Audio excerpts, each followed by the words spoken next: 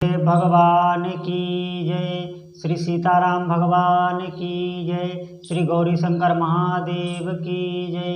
श्री राधा वल्लभ लाल की जय। श्री राधा रमण लाल की जय। सभी दर्शकों भक्तों के चरणों में कोटि कोटि प्रणाम। सबको प्रेम भरा जय जय श्री राम। आज मैं बहुत विशेष भगवान शिव की श्रावण मास में भगवान शिव की बहुत महत्वपूर्ण बहुत चमत्कारिक आराधना लेके आया हूँ।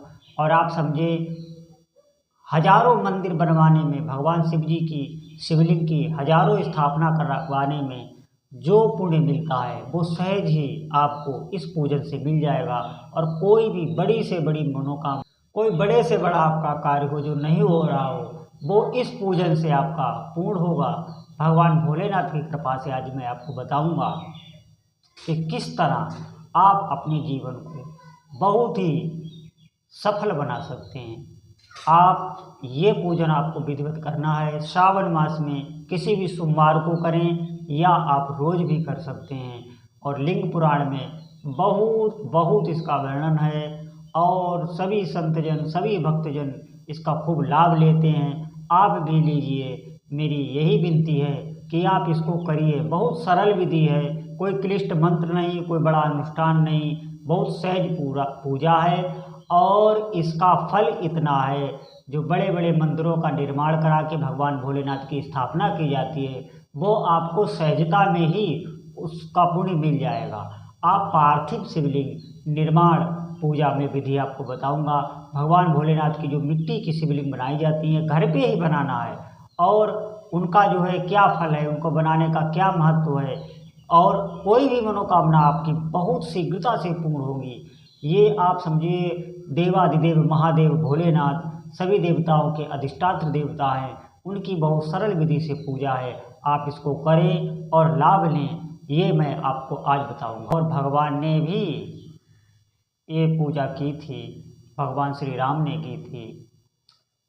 आपको किसी तालाब या सरोवर से गीली मिट्टी लाकर भगवान शिव जी के पार्थिव छोटे छोटे शिवलिंग बनाने, मिट्टी के, अपने घर पे ही एक पवित्र पात्र में वो मिट्टी रख लेनी है।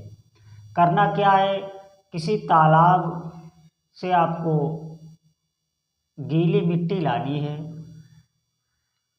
तालाब अगर आसपास ना हो तो किसी पवित्र स्थान में मिट्टी, मतलब ऐसी होनी चाहिए जहाँ कोई गंदगी ना हो, बिल्कुल स्वच्छ और पवित्र मिट्टी हो। वो मिट्टी लाकर, तालाब की मिट्टी लाकर या कोई अन्य जगह की पवित्र स्थान की मिट्टी लाकर आप रख लें। उसे खूब पीस लें, अच्छे करके खूब महीन उसको कर लें। और उसमें थोड़ा गंगा जल और थोड़ा गाय का दूध मिलाकर छोटे छोटे शिवलिंग बना लें। छोटे अंगूठे इतने जैसे शिवलिंग बना लें। आप 11 भी बना सकते हैं, 21 भी बना सकते हैं, 51 भी बना सकते हैं, जितने भी आप बनाएं। और एक जलहरी बनाएं। जो शिवलिंग होता है, शिवलिंग के नीचे जो जलहरी होती है, ऐसे जैसे शिवलिंग है और ये जलहरी है, तो एक बड़ी सी जलहरी बना लें और छोटे छोटे शिवलिंग बना लें। एक शिवलिंग बीच में बना के रख लें और छोटे छोटे शिवलिंग आसपास बना लें, जो भी 51 21 जो भी बनाएं आप। और चावल के दाने हर शिवलिंग के ऊपर रख दें, तो ये आपकी शिवलिंग तैयार हो गई। अब आपको क्या करना है, शिवलिंग की विधिवत पूजा करनी है। शिवलिंग के पास में आप एक गणेश जी की प्रतिमा जरूर रख लें। प्रतिमा ना हो, मिट्टी की मूर्ति हो, या मिट्टी की मूर्ति ना हो तो आप एक फोटो ही गणेश जी का रख लें। अब आप जो भी पूजन सामग्री आप तैयार कर सकें, उसमें चावल है, चंदन है, थोड़ा सा भगवान भोलेनाथ को फल, कोई भोग लगाने के लिए कोई एक चीज़, एक दीपक है, घी का दीपक हो, सुगंधित धूप बत्ती हो, और थोड़ा दूध हो भगवान को रुद्राभिषेक करने के लिए। अगर शहद आप जुटा सकें तो शहद भी, घी भी, सामग्री तो बहुत है, जो श्रद्धा हो। थोड़ी बेलपत्री, पुष्प, अच्छे सुगंधित पुष्प। अगर आपको आक का कहीं फूल मिल जाए तो आक का फूल बहुत ही भोलेनाथ बहुत जल्दी आग के फूल से प्रसन्न होते हैं। बहुत महिमा है शास्त्रों में आग के फूल की।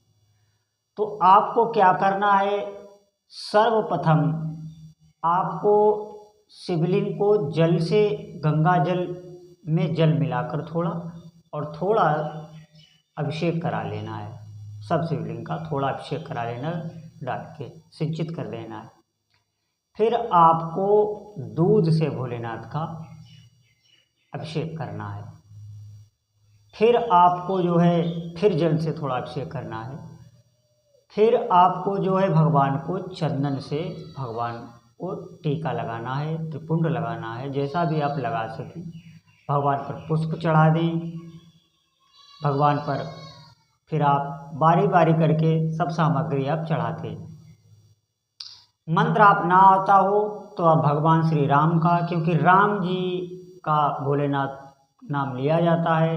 काशी में मरने पर भगवान राम नाम ही सुनाते हैं, तो राम नाम विशेष, राम नाम का महत्व है। आप जो बेलपत्र चढ़ाएं उनपे भी राम नाम अंकित कर दें। और बेलपत्री का जो चिकना भाग है वो भोले नीचे रहे और भाग ऊपर ही रहे। जिसमें नसें ऐसी दिखाई पड़ती हैं वो भाग ऊपर रहे, और डंठुल जो है वो उत्तर की ओर रहे। तो बेलपत्री आपको अर्पित करना है नाम लिख के, और उसके बाद भगवान को भोग लगा देना है। भोग लगाने के बाद आपको जो है भगवान की बैठकर आसन पे ओम नमः शिवाय इस मंत्र का कम से कम 11 माला जप करना है। 11 माला जप करने के बाद आपको भगवान की आरती करनी है, और एक दीपक वहाँ पे अखंड प्रज्वलित कर देना है। अगर घी इतना ना हो तो आप एक जो है तिली का तेल आता है, उस तिली के तेल से आप दीपक प्रज्वलित कर दें। वो दीपक आपका सूर्यास्त से पहले तक जलेगा। ये सब क्रिया आपको सुबह में करनी है। ये पूजा आपको सुबह में करनी है। सुबह ही शिवलिंग का निर्माण करना है। मिट्टी ला के आपको एक दिन पहले रख लेनी है, सुबह शिवलिंग का निर्माण करना है, और सुबह ही ये आपको अभिषेक पूजा सब करना है।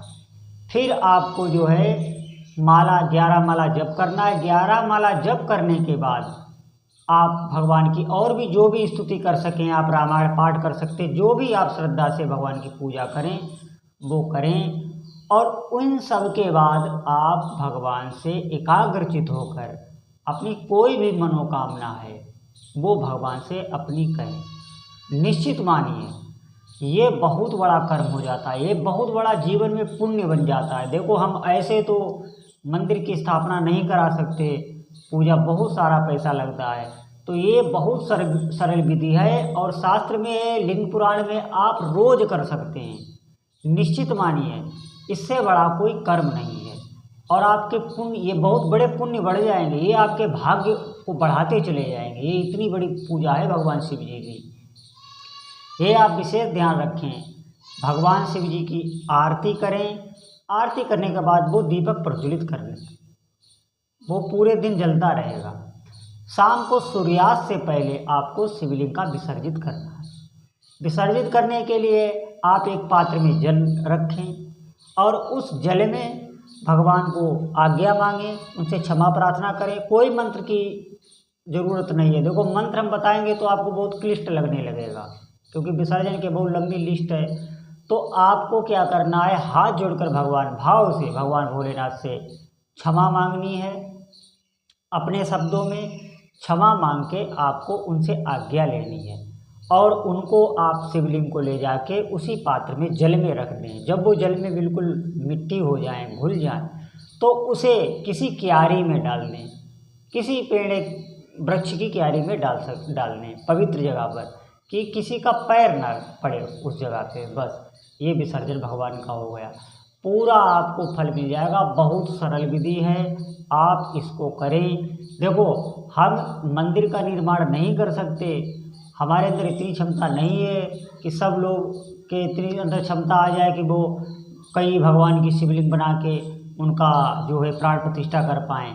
लेकिन ये बहुत सरल विधि है। सावन में इसका बहुत विशेष महत्व है। आप सोमवार को करें या आप रोज़ कर सकते हैं। कोई भी कामना हो वो कामना आपको रोज़ कहनी है, और आप देखना सावन मास में ही आपकी वो कामना भगवान भोलेनाथ अभिष्ट करें, पूरी करें निश्चित। तो ये आपको करना है, भगवान शिव जी की आप पर कृपा होगी। शास्त्रों में इसका